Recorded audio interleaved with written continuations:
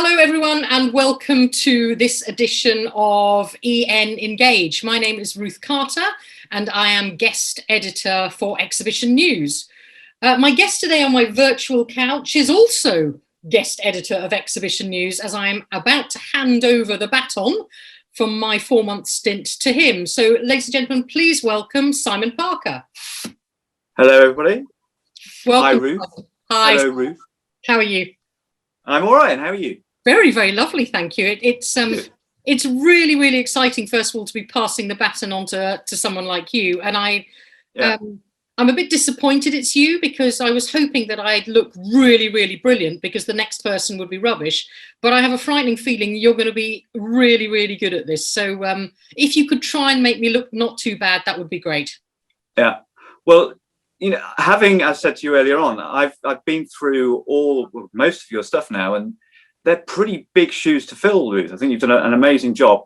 And also it's kind of daunting because I'm not a journalist, and neither were you. And therefore going into something that you've always, I mean, I've had a real interest. In fact, my first job was working for the Grimsby Evening Telegraph, Ruth, which you probably didn't know.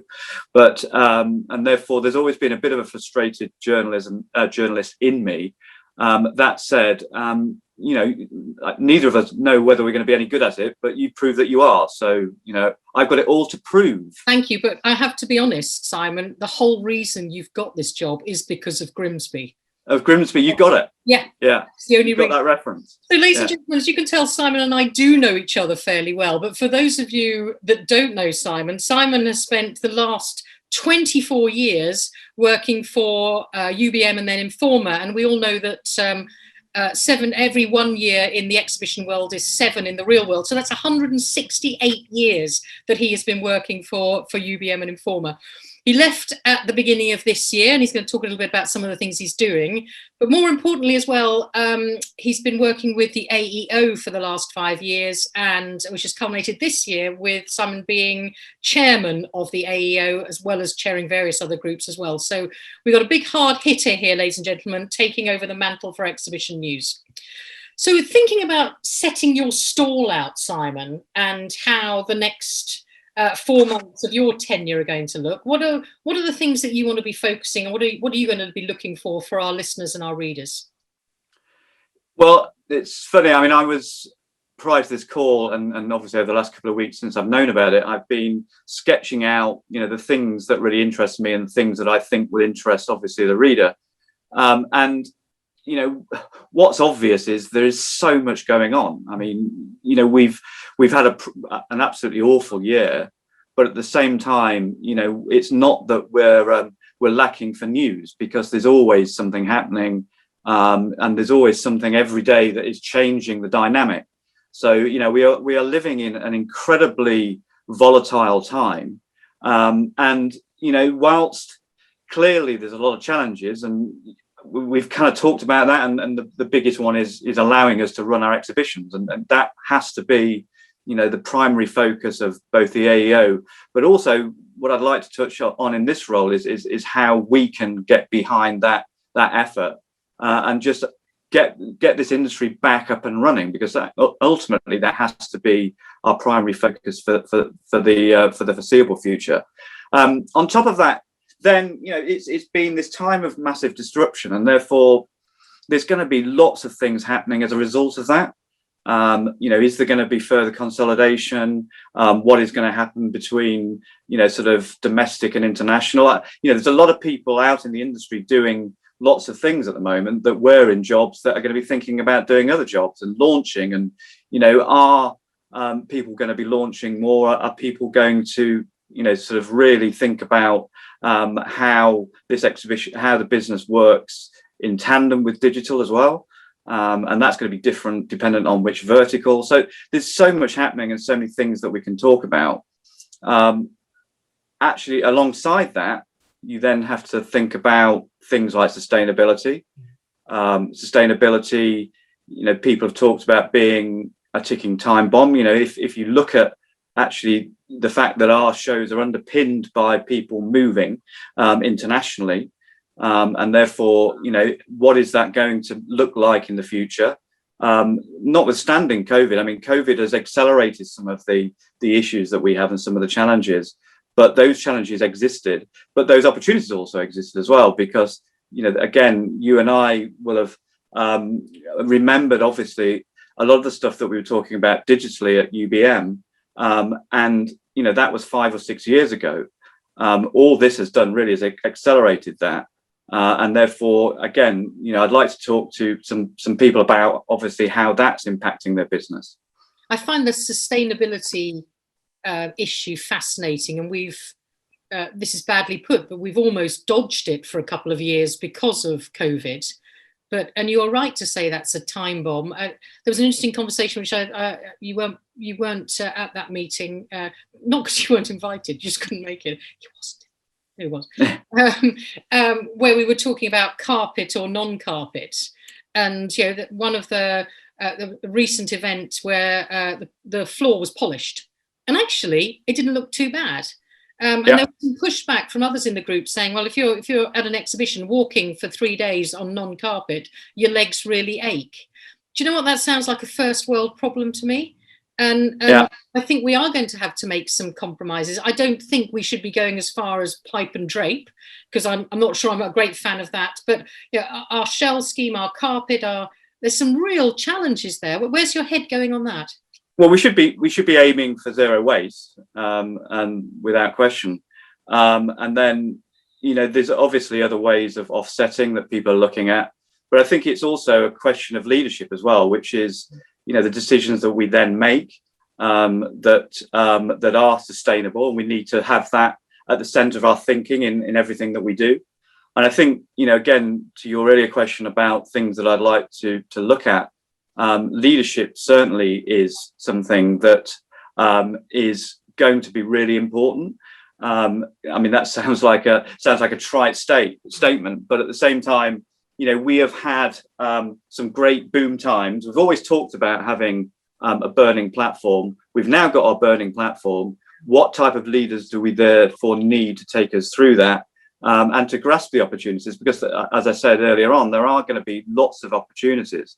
And people that were good leaders in, pre-COVID times, and actually could have been good leaders through, obviously, our wartime. What's going to happen in peacetime? What are those leaders' quality? What qualities do we need from those leaders to then take us through, obviously, what is going to be a difficult few years, but at the same time, potentially a really exciting one? The leadership thing, I think, is fascinating. And there was an interesting point that Phil Saw made in an article I did with him a few weeks ago, where he said a lot of the large companies have wiped out that senior level of management. And they've said it's all right because we've got really smart, clever people coming through. He said that gives you one of two questions. One, if they didn't need those people before, why did they have them? What was the strategy for having them if they felt they could deal with smart, younger people coming through? And secondly, when or if are they going to discover actually they need that level of experience and senior management to push the business forward? So I think there's some challenges there.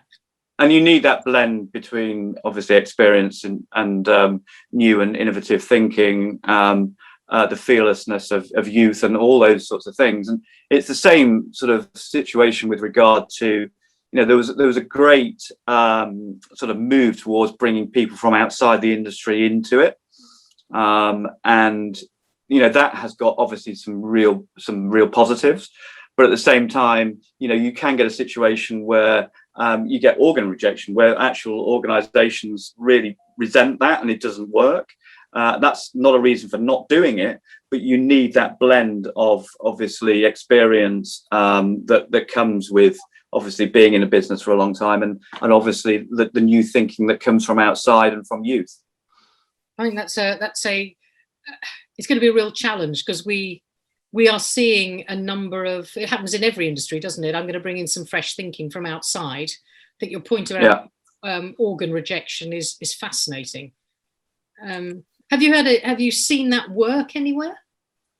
Yeah, I mean, I think it's worked with, Darren at Readers has done a fantastic job, I think, and he came from he came from a marketing background. I think he was working for Kodak. Yeah. So, and I think that's fascinating that he brought a completely different discipline, a different set of skills into Reed. And we had a couple of times particularly in marketing positions within UBM, both at a sort of board level and also at more junior levels, where people are bringing in different types of thinking and making decisions that that wouldn't necessarily be the decisions that people from the industry would make. Yeah, it doesn't mean that they're wrong. No, absolutely not. Yeah. No, and you want to constantly refresh, and I think that is going to be certainly a big theme going forward, isn't it? Because again, another piece about leadership is the agility to be able to change and the speed by which we make those decisions real. Because we're going to have to have a real sea change in thinking around how we view customers. That's a given, and therefore the leadership that we need is one that's going to be responsive to obviously changes within markets, and then adapt the business very quickly. And then to do that, you obviously need to take people with you, and therefore, the ability to be able to get people to rally behind you is going to be absolutely essential. Arguably, that's always leadership, but it's, I think, even more so now, where we're going through this massive time of change. You, at the beginning of the conversation, you talked about a bit about the role of the AEO, but also about the most important thing we're going to be doing is getting the doors open again. Do you feel that I know a lot of people in the industry feel massive impotence about this, so that they're not able themselves to go and solve problems. We are an industry that loves long-term planning and short-term firefighting. And at the moment, both of those things have been taken away from us. So we're feeling a lot of frustration. Do you think that there are things that we can be doing as an industry ourselves, rather than just looking to the likes of you and the AEO to get those doors open for us? Well, I think, we've at the AEO been doing a lot of work on just demonstrating the value of what we do for the individual industries which we serve. And I think that every organizer can make that case either to constituent, MPs or to government themselves as well. And I think that's, what is clear is that whilst we are not running, transactions are not happening, businesses are not functioning as optimally as they could be. And therefore, making that message, sending that message to government and sending that message to wider society of, Chris Hughes said in your original, one of the interviews that you did originally, that the government don't really understand what we do. I think they certainly do now. And we've still got a long way to go on that journey. But the more and more we can bang the drum of what we do and how we contribute to the economic fabric of the UK is absolutely essential. And each individual exhibition can do that. So my theory in life is that you have no right to complain unless you're doing something about it. Doesn't mean you might not, doesn't mean you will get the answer you want, but if there's something you don't like, then try and do something about it. Try and facilitate change. And are you saying everyone that's sitting out there that's going, this is so frustrating, the one thing they can do is write to their MP? Yeah.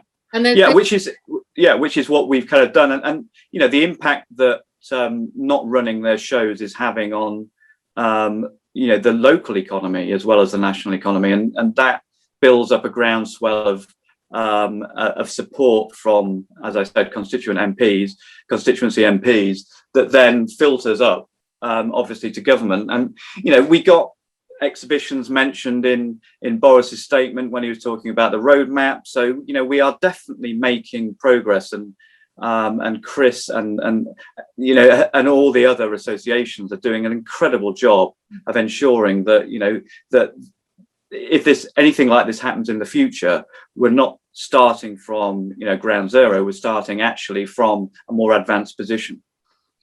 You mentioned earlier about burning platforms, and one of my frustrations is we've lived through, as you said, the ultimate burning platform, and have we really advanced significantly during the last year in our thinking about where our industry is going? And one of the big things for me is around digital events. And you and I were there right at the beginning of those UBM days where David Levin was how many webinars we had to do and how much you charge for this. And it was very prescriptive to try and get things moving. And actually, we haven't moved hugely forward.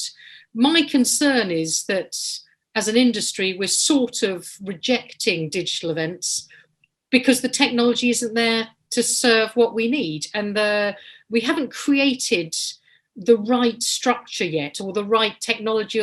What's your think on that? Well, it's interesting you said that about David, because at that time, if you remember, we also did some scenario planning. Oh, yeah. And one of the scenarios was a global pandemic. And what we then said was, what we need to do is build tools digitally that will be able to connect our audiences. And we broke for lunch. And then the problem with that was that it was an artificial burning platform at the time, and therefore, whilst it was an interesting theoretical conversation, we didn't necessarily plan for that outcome. I think what we've now had to do is plan for that outcome in a very condensed period of time, and therefore a lot of thinking has been condensed into 3 or 4 months of planning, and we're learning, and we've made, I think, great steps, but we're still nowhere near producing amazing products that really sort of fulfill our customers' requirements. So I think there's definitely the willing there. I think there is some of the skills, but we also need to bring some of those skills into the industry, because I don't think people like me, traditional organizers, necessarily have all those skills. So we need to buy those in.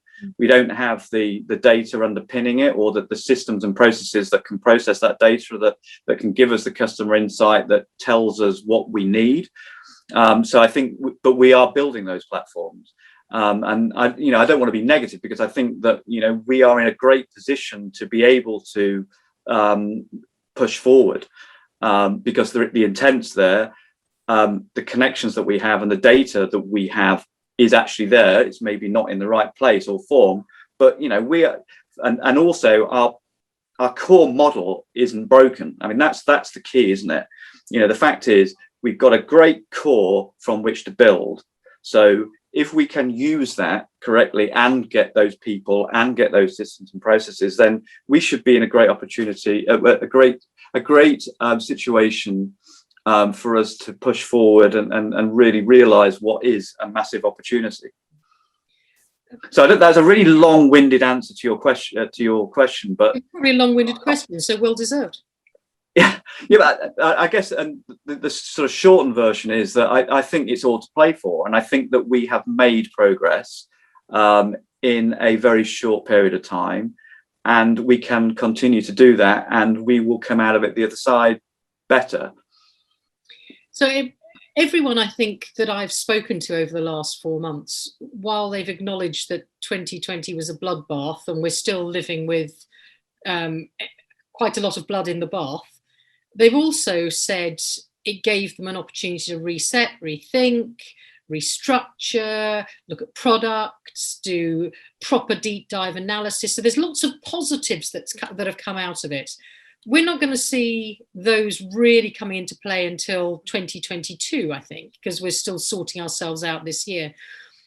Moving forward to this time next year, what do you think the landscape is going to look like? What do you think the big changes we will see, if any? Well, it's almost impossible to say, because I think that it is going to be so dependent on industry, geography, vaccination program, and as I said at the beginning, this situation is changing every day. There's no guarantee that we're not going to get different variants, and therefore that sets us back again. But one has to remain optimistic. As I said, I don't think that the model's broken, and I think that the people in leadership positions are thinking the right way, in the sense that they are looking at community and how better to serve that community using hybrid, digital, whatever omni-channel, whatever terminology you want to use. And therefore, I think the direction of travel has to be positive. I think the fundamental of meeting face to face will not go away. I think that we will be seeing ways of enhancing the transaction and the connections that we have via other channels, obviously. I think in the short term, you are going to see disruption. You are going to see niche players coming in. I think that you're going to have the rise of domestic events, obviously in the short term, which has been well documented. And I think you're going to get a lot of, hopefully, entrepreneurial, innovative people thinking about new ways of connecting audience using events, and you're seeing that already. So lots of change, I think. So thinking about you now, you're going to be devoting every waking hour of every day and your sleeping time to your role as guest editor at Exhibition News. However, there may be some time to slip some other things in. What are you currently working on? What's interesting? I think there's a couple of things. I mean, obviously the AEO stuff is really important, and we're spending a lot of time doing that and banging that drum constantly. I think also one of the things that I've learned over the time that I was at UBM is, it's great to be working with a brilliant team, and we had a great team at UBM, and we're kind of thinking now there's a few of us that have got together to think about all that change that we've briefly discussed, and what then an exhibition company would look like within that environment. So the idea of starting a new business that reflects that change and that those ideas is certainly something that I'm very interested in, and that we're discussing and moving forward on. So that's the biggest non-answer, but it's really interesting, isn't it? So, ladies, I think this is a watch this space from Mr. Parker. Simon. Yeah, I mean, when there's more to tell, I'll tell. But at the moment, it's exciting to be working with some really talented people, thinking about obviously what a new business might look like. Taking all the best. We always talk about that. If only I could take all the best bits and start again. Yeah. And actually doing that is really exciting, and it's fascinating. I've talked to a number of entrepreneurs, and they all say that often a major global crisis, whether economic, whether health, whatever, is always a great time to start a business, because when you're agile and not set in particular markets, you can see opportunities that possibly no one else can see. Yeah. So it's exciting. 100%. So my final words as I hand the baton over. Thank you, Simon, so much for your time today. I think we're in for a really exciting 4 months with, Simon's been in this industry, as I've said, 168 years. And there's a fair old amount of, you're looking good in it, love. There's a fair old amount of information to impart there. So I'm really, really looking forward to reading what you write and listening to your interviews. Thank you very much for your time today. And ladies and gentlemen, thank you very much for being so generous to me over the last 4 months and supporting me as guest editor. It's been really enjoyable. So Simon, from me, thank you very much for your time, and good luck with the next 4 months.